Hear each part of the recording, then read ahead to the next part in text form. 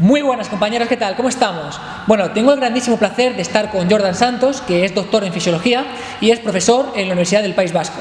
Sobre todo estoy aquí con Jordan porque él trabaja directamente con la Agencia Española Antidopaje y creo que nos va a aportar mucha información y muy útil en cuanto a cómo está el panorama actual, cómo están trabajando, etc.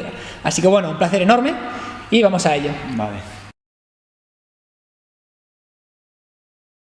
Bien, Jordan, la primera pregunta va enfocada sobre cuál es la situación actual del dopaje en España, a nivel profesional, a nivel recreacional. Cuéntanos un poquito. Pues bueno, a nivel élite el dopaje se está persiguiendo, lo estamos intentando combatir desde distintos frentes y hay muchos recursos involucrados en combatirlo. Sin embargo, a nivel popular sí que es verdad que estamos un pasito por detrás, todavía no se están destinando muchos recursos a luchar contra esa lacra en el deporte popular y es una pena ya que es bastante prevalente.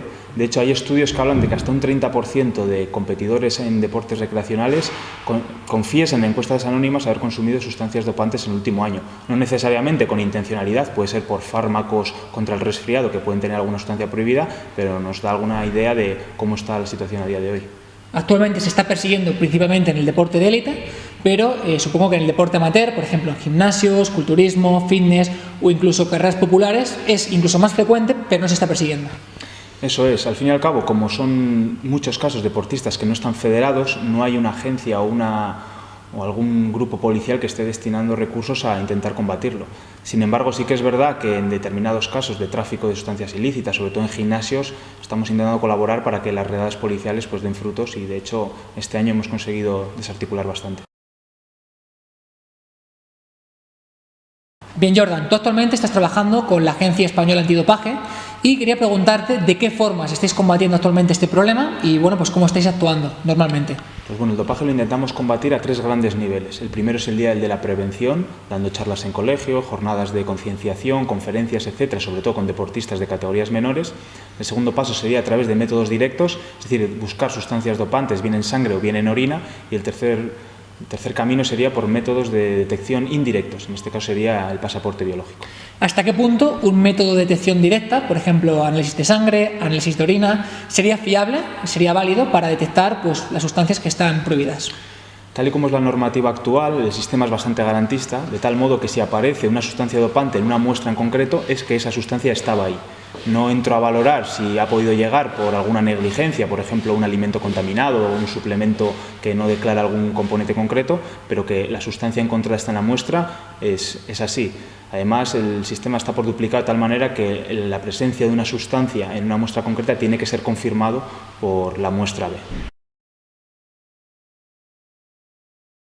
¿Y hasta qué punto una persona, por ejemplo, a la hora de competir, podría saltarse este control y salir con ciertas sustancias pero que no sean detectadas?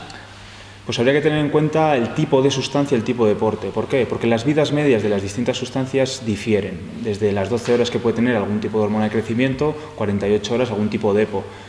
Si estamos en un caso de esos, implicaría que para poder detectar de manera directa la sustancia que estemos buscando tendríamos que hacer el control prácticamente al día siguiente, a los 2 días de haberse administrado la dosis como máximo, lo que nos deja bastante escaso margen. Y por ejemplo, cuando vosotros hacéis un control, ¿automáticamente se analizan todas las sustancias que aparecen en la guada o qué protocolo seguís, tanto en análisis de sangre como análisis de orina? Bueno, pues no se analizan todos, habría que especificar el tipo de deporte.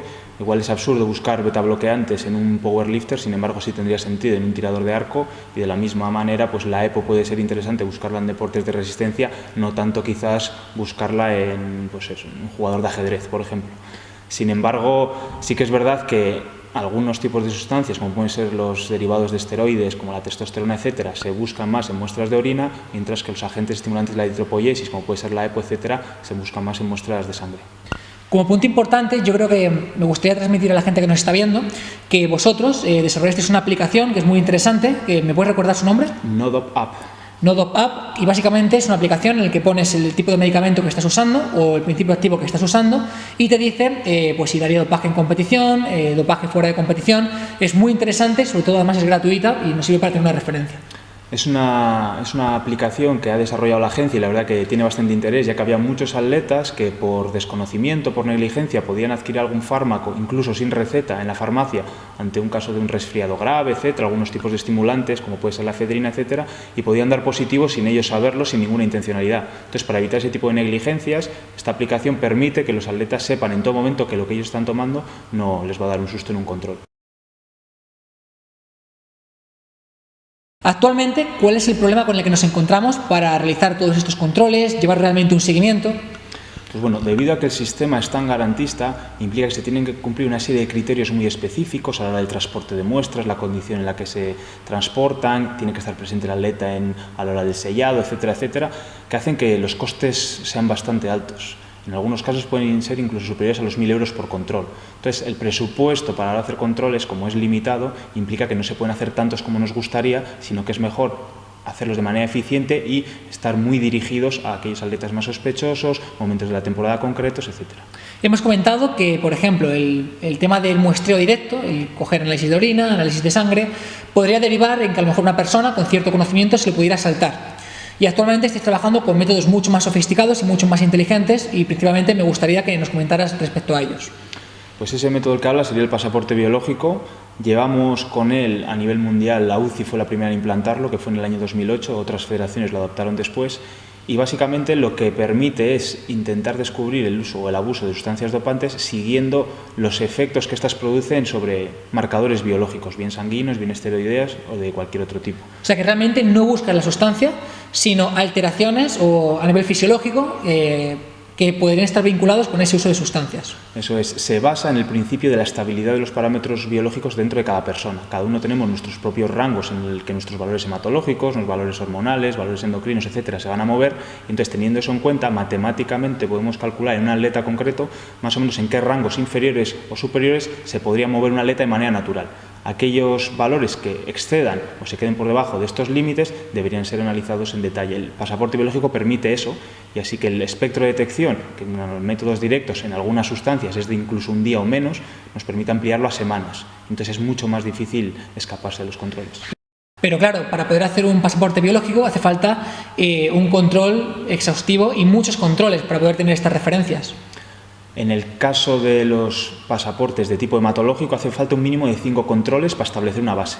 Sin embargo, en los de tipo esteroideo, con un solo control ya podríamos estar hablando de un principio de pasaporte biológico. Sin embargo, sí que es verdad que cuanto más controles nos permite de alguna manera ajustar mucho más los límites. Por ejemplo, en halterofilia, ¿cada cuánto pasan un control aproximadamente los atletas de élite? Pues unos atletas que estén luchando por medallas a nivel de Juegos Olímpicos, etcétera, podríamos hablar de un control incluso más de uno al mes. Perfecto. Entonces nos podríamos encontrar con, por ejemplo, un atleta que dé positivo por alteraciones fisiológicas no normales, pero que nunca lleguéis a encontrar una sustancia en su organismo. Eso es, con el valor de prueba que tiene el pasaporte biológico y que ha sido confirmado por el TAS en varias ocasiones, es nivel de prueba contra el dopaje, es decir, una alteración que sea confirmada por los expertos internacionales que analizan esos pasaportes se considera igual que si hubieran encontrado de tu sangre o que si te hubieran cogido intentando administrarte una transfusión sanguínea. La sanción va a ser la misma. ¿Y cuántos expertos se encargan de analizar estos valores? Los pasaportes de tipo hematológico, 3 expertos, un fisiólogo, un hematólogo y un médico, que de manera independiente y por unanimidad tienen que concluir que las alteraciones solo se pueden explicar por sustancias dopantes. Con que uno solo dude, ya no se consideraría... ¿Y no os conocéis entre vosotros? No sabemos, eso es. Son, como digo, tiene que ser de manera independiente y por unanimidad, para que sea lo más objetivo posible. Ese es el caso. ¿Hay algún caso reconocido o más bien mediático en el que se haya detectado dopaje por medio del pasaporte biológico? En España quizás el caso más conocido sea el de la atleta palentina Marta Domínguez, que tuvo alteraciones en su pasaporte biológico cuando ganó el Campeonato del Mundo de Berlín en 2009 y en los Europeos de Barcelona del 2010 y que está actualmente sancionada, sentencia firme por el TAS.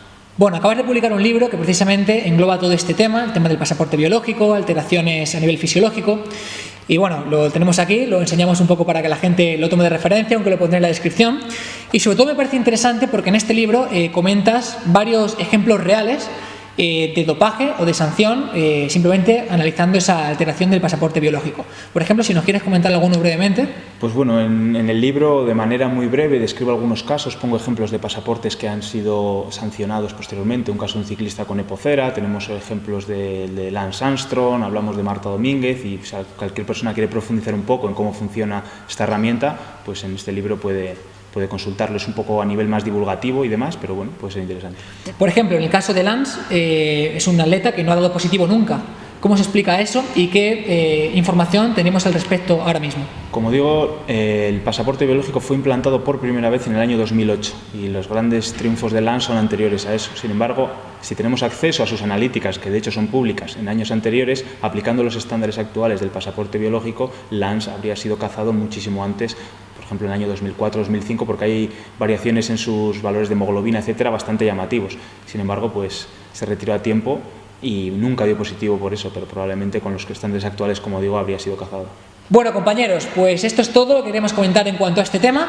Yo creo que es información muy relevante y muy potente, y simplemente pues recordar a todos los que nos siguen que publicasteis una aplicación que se llama NoDop App y que además cualquier persona puede utilizar para tener realmente un control de lo que está haciendo, y además pues que toda esta información queda complementada en tu libro, que se ha publicado hace muy poquito y que yo personalmente digo que es muy interesante. Así que muchísimas gracias, Jordan, y nos vemos en la próxima. Muchas gracias.